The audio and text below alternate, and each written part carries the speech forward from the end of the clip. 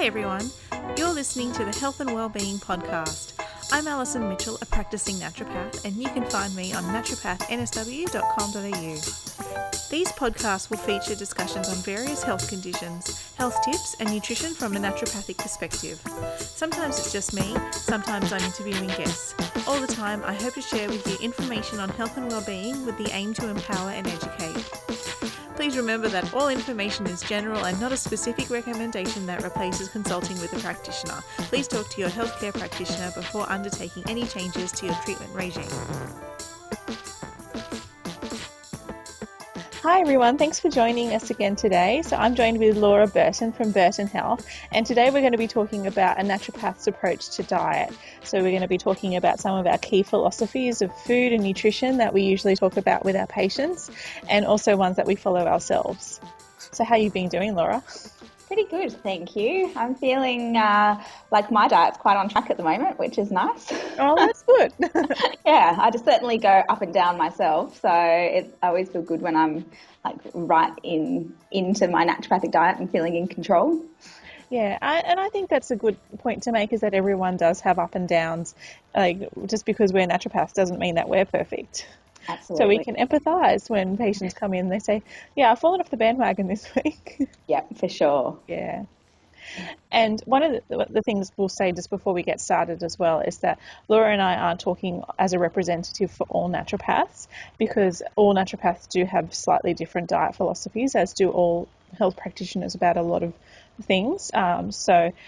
If you do see another naturopath and they say something different to us, then don't say we didn't warn you. You've got to work out what works for you, I think. Yeah, your naturopath can be your guide and they can help you. And I mean, if you're in consultation with a naturopath, they will figure out what's right for you. They'll help you to figure out what's right for you. So it's not a one size fits all approach, I guess. Exactly, and that's some of the things as well that we try to do, is work out what works for you as an individual and help guide you to that. So like, we've worked out what works for us personally for our own personal diets, but that doesn't mean we would recommend the same thing for our patients or for other people that we might be talking to. Yeah. There's so many diets out there, and there's so many different just nutritional recommendations and things like that. And one of the things that I find frustrates me a lot is that there's a lot of anger about people who don't follow your own diet philosophy. So, like, for instance, if you're a paleo follower, then you might be really angry at dietitians, and vice versa, or like a vegetarian might be angry at people who aren't vegetarians, and there might be people who are following like the low-fat vegan diet that get kind of up in arms as well at people who aren't just following the same philosophy as that. And for me, it just comes back to, well, maybe that didn't work for them, and just because it works for you doesn't mean it's going to work for everyone else.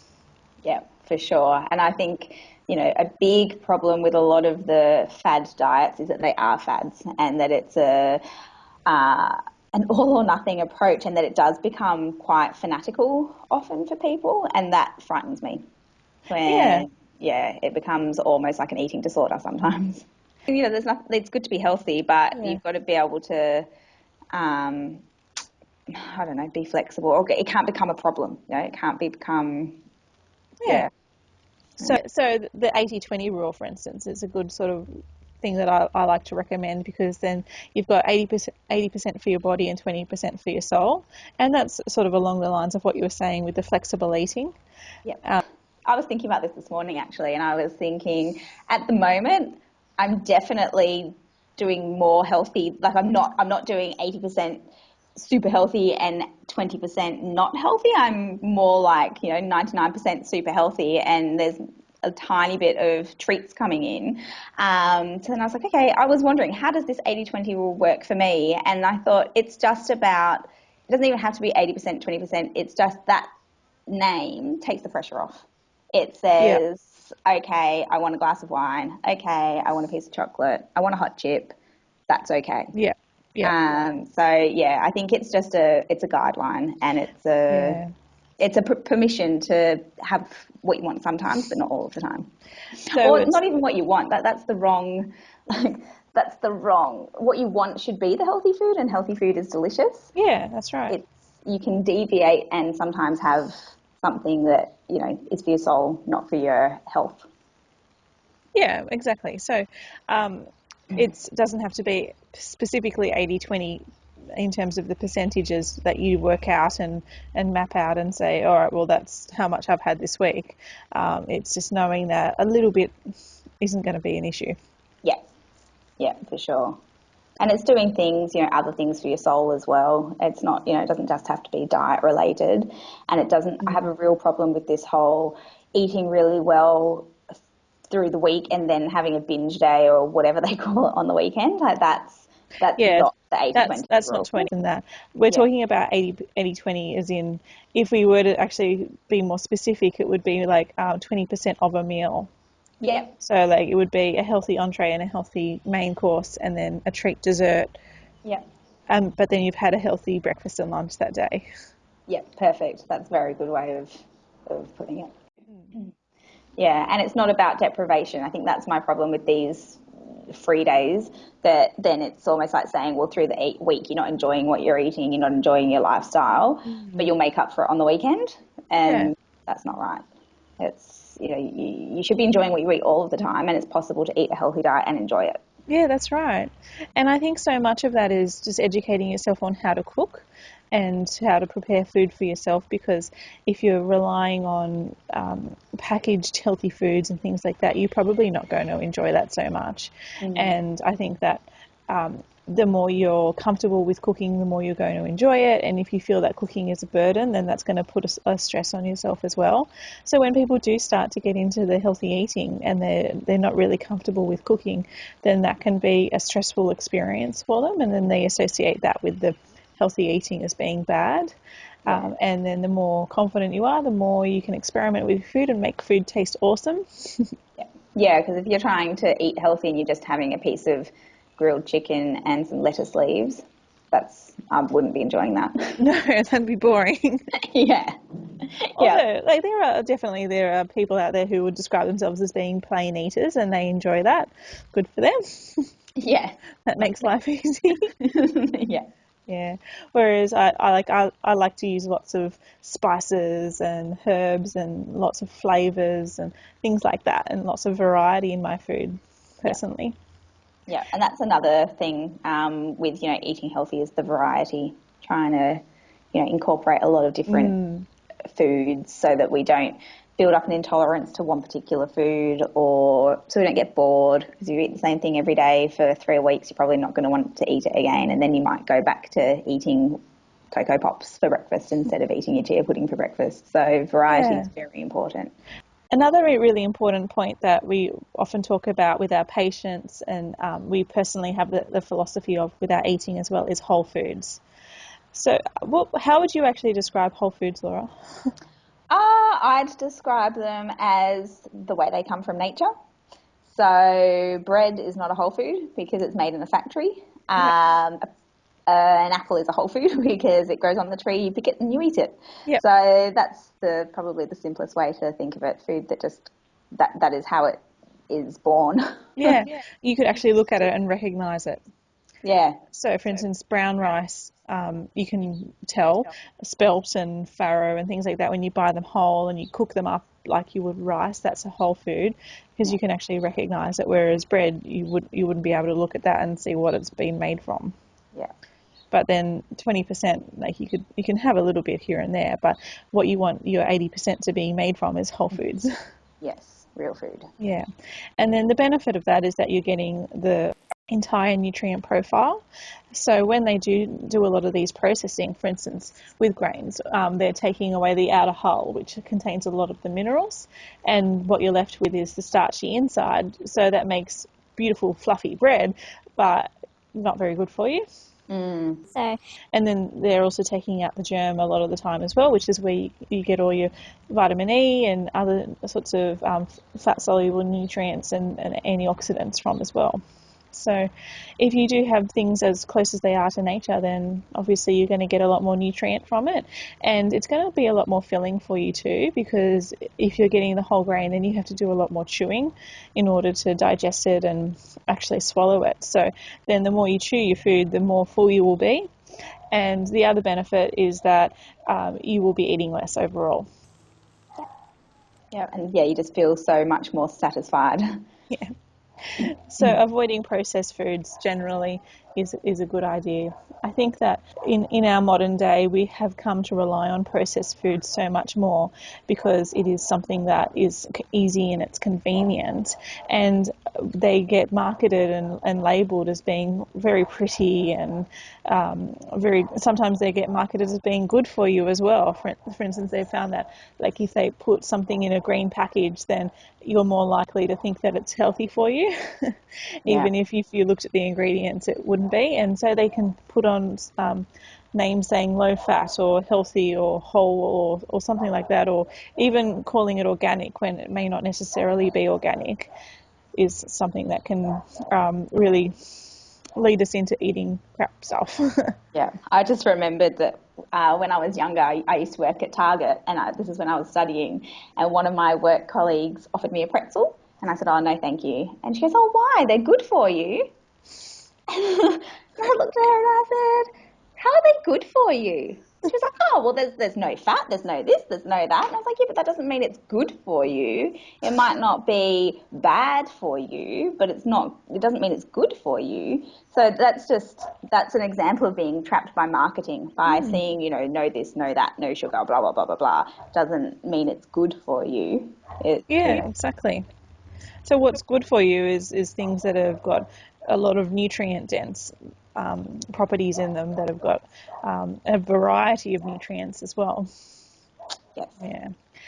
I mean, sometimes processed food can be helpful. So, for instance, I've been reading a lot about like breastfeeding and researching different types of formula recently. And so, before the factory-made formula came in, there was so much infant death because people were trying to feed these babies on just plain animal milk, or they would be making like a gruel out of grains and water, unless they had a wet nurse, in which case that was the best situation. But what I'm saying is that like we've got infant formula as a prime example of how a processed food could be a life-saving situation and really beneficial.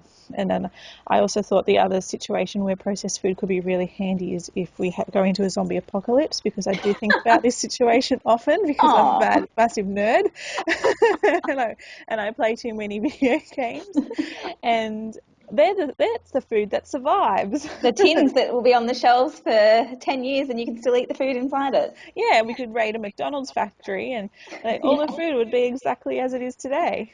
Score, surviving the apocalypse. Yeah, I'm glad that you've got this planned out. I know whose house I'll be coming to if there's an apocalypse. Well, the thing is that I will have to go out scavenging. Yeah. Yeah.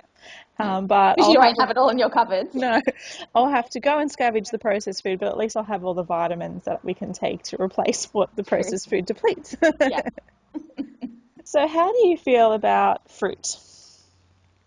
I feel good about fruit. Yeah. I feel that fruit, I'm a bit anti-fruit juice. It's not that it's something I would never touch, but we don't buy fruit juice. I mean, occasionally if I don't really like it or I don't feel like I want to drink it, I might buy it for my partner sometimes, but I feel like fruit should be had in its whole form. Yep. Like what we were saying about whole foods, then you've got the fibre and you've got everything that you need in that piece of fruit. As soon as you juice it, you lose the fibre and you're just drinking a sugary drink. You might get some vitamins in there, but why not just eat the orange rather than juice the orange? So I'm pro fruit. And again, a nice variety of fruits to make sure you get all of your different needs from the fruits. Yep. But yeah, I'm not really into fruit juice. But, poached pears in winter, awesome. Nice. Yummy. I just stewed some rhubarb Ooh, with some yeah. strawberries. Oh, Yeah, it nice. was good for Yum. my breakfast. Mm. No, I'm the same philosophy. I don't think that a lot of fruit juice is a great thing for you, but having pieces of fruit is fine to do, particularly if you enjoy it. I mean, not everyone prefers fruit. Like, I personally much prefer to eat vegetables than I do to have a piece of fruit, but I don't think that we need to be afraid of fruit because of the sugar content in it. It's more so when it gets processed into the juice that's an issue, but it depends on the person. So, for instance, if you have difficulty processing a lot of sugar, then you may actually find that you don't want to go over 2 to 3 pieces of fruit a day. But that's what the recommendations are anyway, 2 pieces of fruit. Yeah, I don't know how you could really go. I couldn't go over that. I think, yeah, it would just be. I will often have a banana with my breakfast, and then I might have an apple later on in the day, and then there might be fruit incorporated in, say, my chia pudding or some strawberries somewhere. But yeah, I don't know how I couldn't eat 6 pieces of fruit a day. I just don't know where it would fit in. No, I don't either, particularly because I'm personally not much of a snacker. Not that I think snacking is bad, I just don't have that appetite for it. So I think that fruit is good for snacks if that's what you want to do. Yeah. Yeah, and that's when you said don't be scared of the sugar. It just got me thinking of other, whole foods or real foods where people worry about that. And sometimes I think that we worry about the wrong things. So worrying about the sugar in a piece of fruit rather than worrying about the sugary cereal you had for breakfast. Or the other day I suggested to someone to eat nuts for a snack, and they were worried about the calories in the nuts. However, they had a massive sweet tooth and would eat chocolate bars all the time. So we have to worry about the right things. I don't think you need to worry about eating nuts. Like, snack on some nuts. Your body will tell you when you've had enough. Yep. Yeah, exactly. If you're eating whole foods, then it's very difficult to overeat on that because you've got to chew them, you've got to digest all that fibre that's in them as well. And if you're having foods with good quality fat in it, then it's going to give you that satiety as well. So it's actually really, really difficult to overeat whole foods. Whereas if you had a packet of chips in front of you or a few little dinner rolls, it's so easy to go crazy with the calories with that. Yeah. You can just mindlessly eat it. Yeah, we eat for 20 minutes, have a little rest, and then start eating again. Yeah. And then all of a sudden your calories are tripled for the day. Yeah. Or a glass of wine. Yeah. On that note, I don't really generally recommend counting calories unless you're just getting into correcting your eating habits, and then you want to actually sort of see where you're at because a lot of people under or overeat and aren't aware of it. So if you're eating whole foods, and it's really hard to actually keep track of that because it doesn't come with a label, it doesn't actually say contains this amount of calories per package, and so you do have to be governed by how you feel.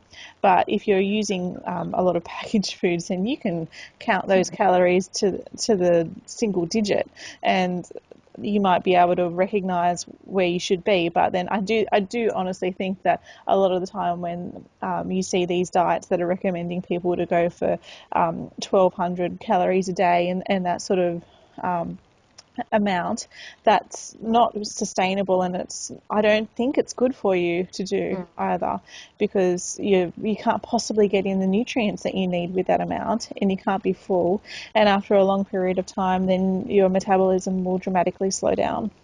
Yeah, and it encourages people to just worry about the calories and eat whatever they want that fit into those calories. And like you said, then you're not getting the nutrients you need. Yeah. You're better off just eating the real foods, and away you go. Yeah. So one of our philosophies is to eat for health rather than eat for being skinny. And I think that if you can eat for your health, then your weight will sort itself out in the long term, because if you get your hormones right by getting in all the nutrients that you need, then that's going to be really helpful for you. And so when you're thinking about, when I see these diets out there, for instance, like that they count their macros. So I've had this amount of protein and this amount of carbs, and look, it gives them results, but me with my naturopathic head, I think, yeah, but what about all the micronutrients and all the other stuff that's in there as well? For instance, like all your fat-soluble vitamins, if you're cutting out all your sources of fat, like you're going for an egg white omelette and that sort of thing, then you're not going to be getting in your vitamin K2 or your vitamin A and D and that sort of thing as well, so which you do need for healthy hormones and a healthy gut. So it's going to mean that as soon as you stop that diet, the weight's just going to come back on. Yeah. Your hormones are buggered. And if you're, malnourished, you may be eating, but you're malnourished because you're not getting the nutrients that you need from your foods, because you're eating the same food all the time, or you're not eating enough of the right foods. Your body is going to keep on getting your appetite, your hunger signal going, because it's trying to get you to get the nutrients that you need. So that's exactly another thing that's going to make you gain weight, because your body's craving, it's asking you for the nutrients that you need, but you're not giving them to it. So it's going to keep on saying, hey, we need to eat more food, and you're never going to reach your goals. Yeah. So it's not just about carbs, it's not just about protein, it's not just about fats, and it's not even just about vitamins and minerals. I mean, until the 1930s, we didn't even know vitamin C existed. And so before then, we would just be talking about the macronutrients in the nutrition world. And now we've got a lot more information. Like recently, we've had a lot more information being brought out about vitamin K2, which is really important for heart health and for bone health and for actually getting calcium to where it needs to be. And so we get that from pasture-fed dairy products and organ meats and fermented soybeans in the form of natto, but like that's something that we didn't know about until recently. So just being so blinkered in our approach to diet means that there's all these other things that we may be missing out on if we're just concentrating on ticking the boxes, and it's ticking the boxes of what we know about, which may not be complete. So also in our foods, as well as the vitamins, the minerals, and all of the nutrients that we know about, that we've also got like antioxidants. So vitamin C is an antioxidant, but there's other antioxidants in our foods like resveratrol, and that's really good for anti-aging. And keeping our antioxidants keep our bodies nice and strong, and our immune systems and our defense mechanisms nice and strong. They eat up all of the bad like oxidants, like the disease-causing bits and pieces in the body. So that's again, if we're eating antioxidant-rich foods like our berries, and I always think of antioxidants in our colourful foods. Yeah. So if we're eating lots of nice colourful foods, then that's going to also keep our bodies nice and strong. But again, like we said, the research is quite new on a lot of these nutrients in the food. So we can't always open a textbook and say, right, we need to eat this, and this to get what we need in our diet. At the moment, we just need to be eating that wide variety and eating a rainbow of foods and eating a variety of foods, so that we're kind of covering all of our bases. And when it comes to, anti-aging as well, I think for a lot of people, they do want to age well. And maybe they don't think about it until they're in their late 40s, 50s. And, we do need to start thinking about it now. But sometimes when, like for me, being in my 30s, it seems too far away to be thinking about. But if we are, trying to get a wide variety of those foods now, or, start thinking about it when we're in our 40s or our 50s, it's going to help us age better. It's going to slow the breakdown of our organs and our bones and cartilage, so that we stay healthy going forward. And those antioxidants, they work by helping with the telomeres as well, which is that bit at the end of our DNA strands. Yeah. So stops them from shortening. Yeah, and what was I watching? I know this is a bit off topic, but I was watching a documentary the other night about the telomeres, and even meditation can make them grow. Wow, Yeah, so another anti-aging thing to do. that's awesome. Yeah, not just stop them from decreasing, but actually grow them back again. Yeah. And along the lines of those extra chemicals that we get from foods as well as the spices and herbs that we include in our cooking for flavouring actually impart a lot of health benefits as well. For instance, turmeric, we have a lot of information about turmeric being really beneficial for us as an antioxidant, as an anti-inflammatory, anti-aging, all sorts of things. But it's something that we've been using for ages as just a flavouring agent and a colouring agent, not really knowing how good it actually was for us. So that has a chemical that we've identified in there, and so now everyone's talking about it. But if we just eat lots of spices generally, there's still going to be so much that we just don't know about. Yeah. For instance, so there's turmeric is great for reducing inflammation, and then fenugreek is great for promoting breast milk, but it's also great for blood sugar level control as well. And then cinnamon is really good for blood sugar level control. And then you've got your like fresh herbs as well. So oregano is an antimicrobial, so it helps to keep your good bacteria in check. And then you've got things like garlic, which has amazing benefits for gut flora. So it's not just foods, it's also about the spices and herbs that go along with it. Saffron. Saffron, Another one that's yeah. getting a lot of research at the moment. Yeah, as an antidepressant, great for men's health as well. Yeah. Yeah, ginger. Of course. How could I forget ginger?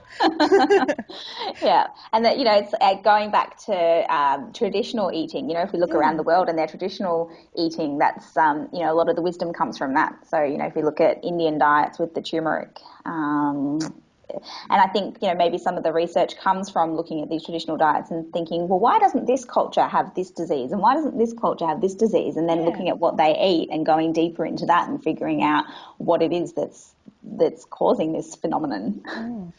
Weston A. Price did quite a lot of that sort of research as well, and he found that these cultures they'd eat quite a wide variety of foods, but the main sort of philosophy was that they were eating nutrient dense foods, so foods that had a lot of fat soluble vitamins in them or minerals in them and that sort of thing, and they would prize those cuts of meat that had the most vitamins and minerals and other nutrients in there over the lesser cuts of meat, which we actually in this society view as being the optimal ones, like chicken breast, for instance. Yeah. Doesn't have as much in it as the other stuff. Yeah.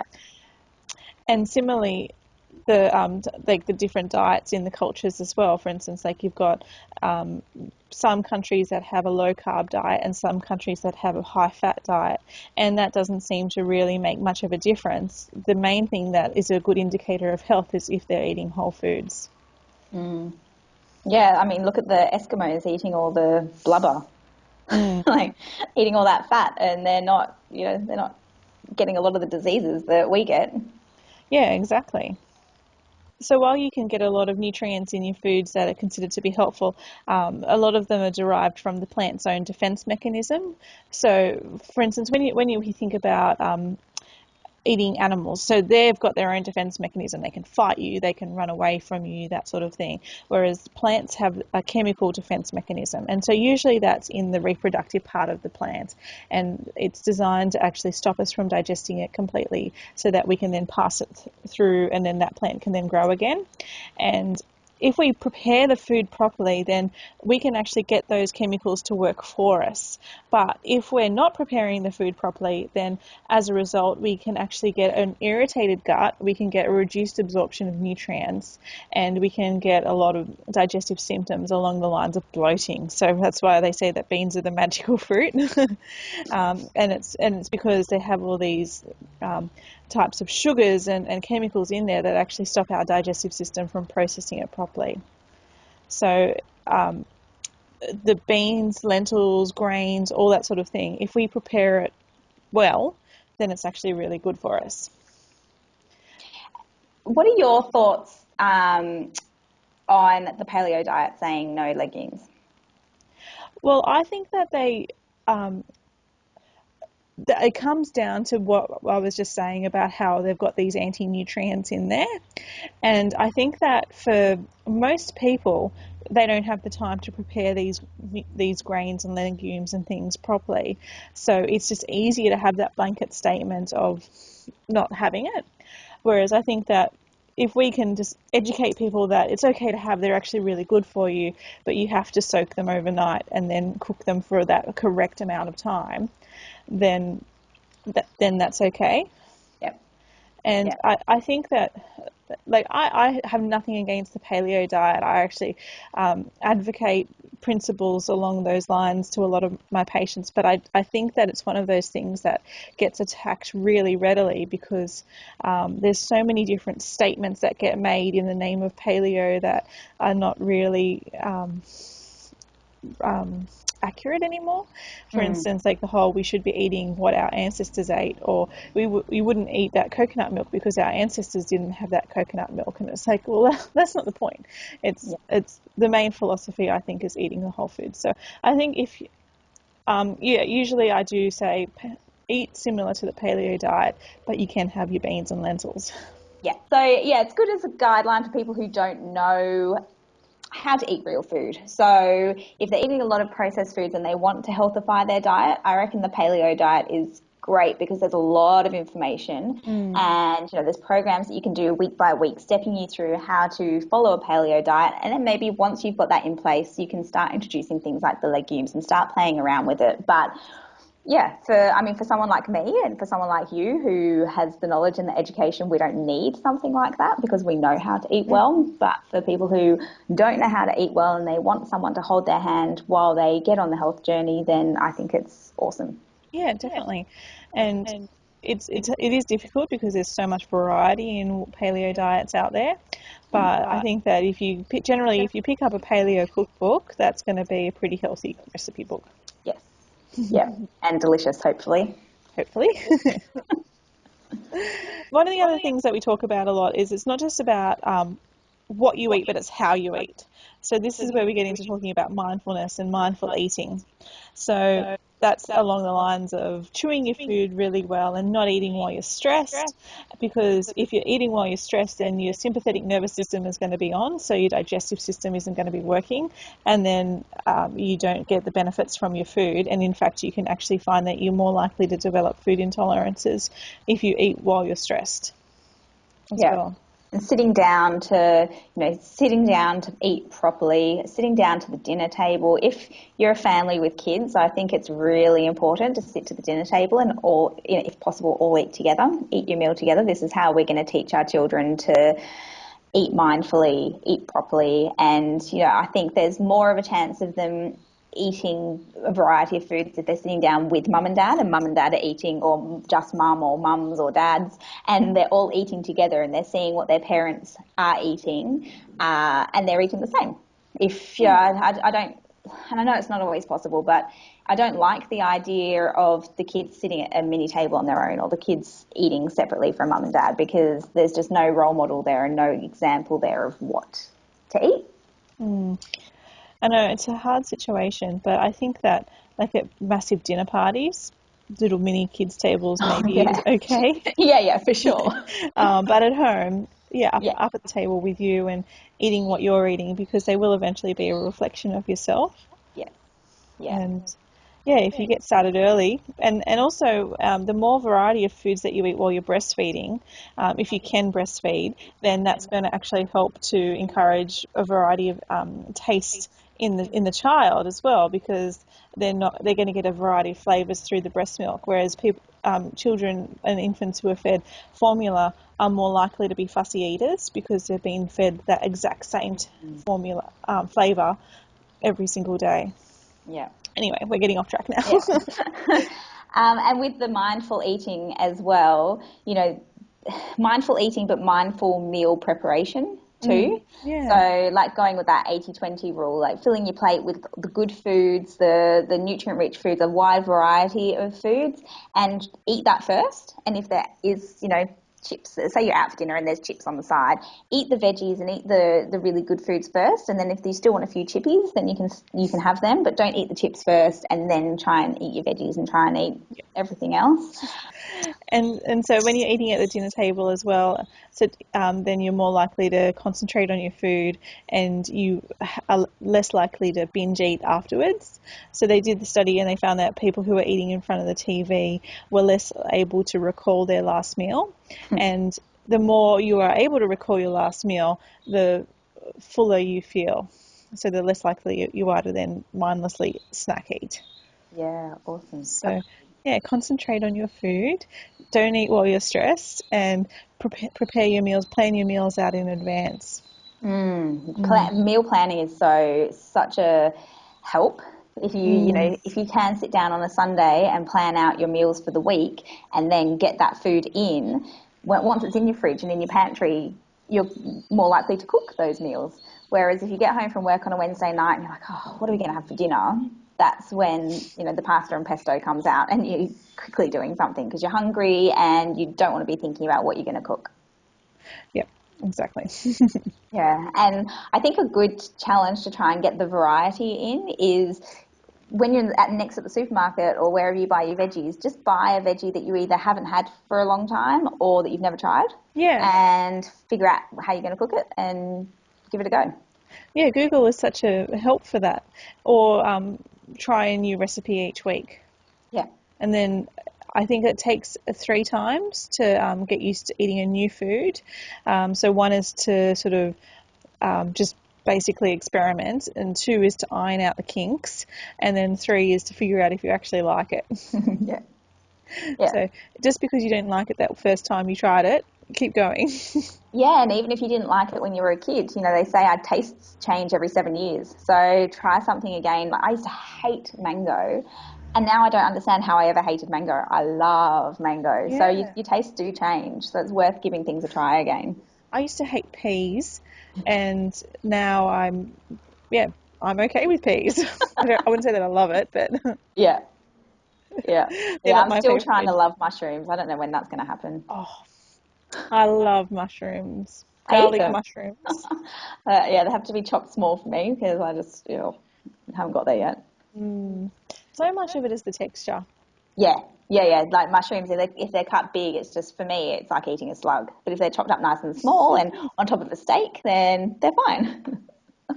Mushrooms are another great example of foods that have got all those extra active nutrients in them. For instance, like you've got reishi mushrooms and shiitake mushrooms that are used therapeutically for like a lot of conditions, and they've got reputed anti-cancer properties. Ooh. Out went my earphone. And so that's something that people have been eating traditionally, but not knowing specifically why it was good for them and that sort of thing. So again, if you have a big variety of food and try new things, then you never know, you might be getting in some extra nutrients that are going to be helpful for you. Yeah.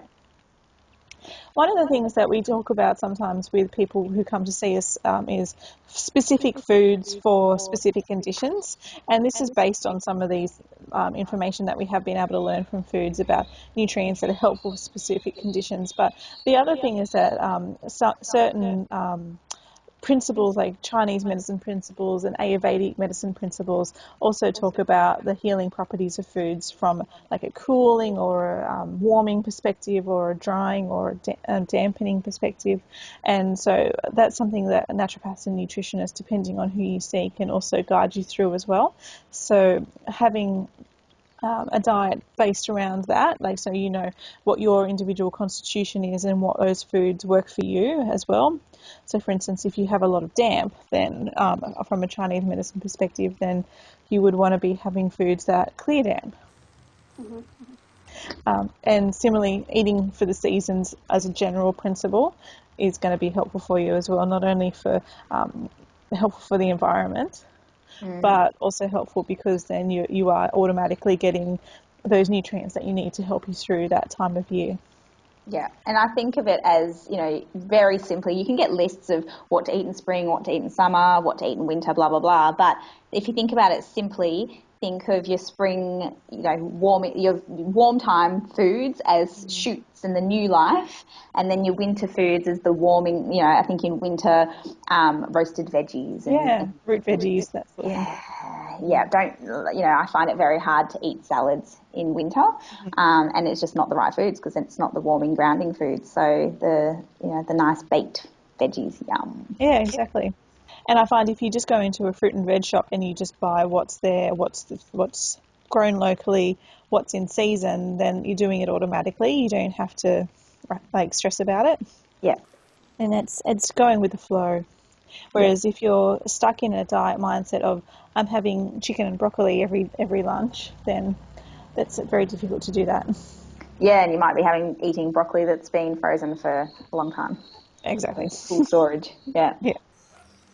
So one of the things that I think as well we can talk about is short-term diets.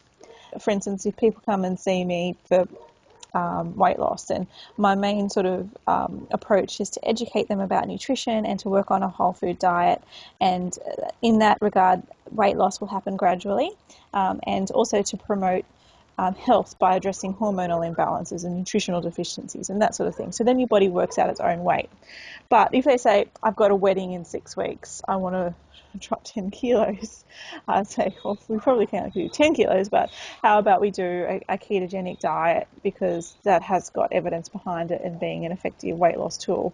And then afterwards we can work on your general health as well. So definitely some diets, while they might not be sustainable, they can be helpful for achieving goals. Yes. Yeah. And then, you're right. It's then the education leading on from that, not just, okay, you've lost your weight, off you go. It's then how do we then help you to keep that off by eating a good diet, not going back to eating the diet that made you gain that weight in the first place. Exactly. So the other thing that I think is important for our watchers and listeners to know is that sometimes, we touched on it before with marketing, just because something says it's healthy doesn't mean that it is healthy or doesn't mean that it is the best option. And something that people get fooled by a lot is the low-fat fad. So they go into their supermarket and they see low-fat milk, low-fat yogurts, low-fat cheese, low-fat everywhere, and they think that they're doing well by choosing this option. And unfortunately, that's not always the case. So very often with the low-fat products, the fat has been taken out and then sugar has been put back in. And so then often, because it's not as satisfying when the fat's been removed, we eat more of it. And then sugar, because we're not burning it off in our day-to-day activities often, then we will store that and we'll put on weight. So a lot of the time when people buy low fat, they're buying it because they want to lose weight and they think it's helpful for them to lose weight, and it's not. And then if we're going back to the whole foods and eating food as close to its natural source as possible, when you buy your low fat and the fat's been taken out, then that's not as close to its natural source. So if we just buy milk and we just buy cheese, then we're eating it closer to its natural source than if we're buying the low fat milk and cheese. So I'm very, and again, it's marketing, and these marketing people are awesome at their jobs. They're doing a brilliant job at what they do, but it doesn't mean we have to believe it and buy into it. Yep, exactly. And one more thing is, it's all to do with diet, water. And I get very boring in clinic when I talk about water, but it's, for so many people, it could be the one thing that would make, they don't need to take medicines, they could just drink water and their health would be so much better. Yeah, hydration is so important. Yeah, and it's so underrated. Yeah, exactly. Yeah, so please drink water, start your day with some water and lemon juice or water and apple cider vinegar to get your metabolism going, and then mindfully, drink water throughout the day. If you're having a cup of coffee, have a glass of water first. Just really, really try and get your water in there because it makes a huge difference. It makes you look younger, makes your brain work better, keeps you fuller. Sometimes when we think we're hungry, it's because we're thirsty. So if you're making sure you drink lots of water, then you might eat less. Keeps your bowels working well. Yep. Keep your joints mobile. Yeah. And it reduces blood pressure, because if you're less hydrated, then your heart has to work harder to pump the blood through. Yeah, so that's the take-home message. Water. Yes.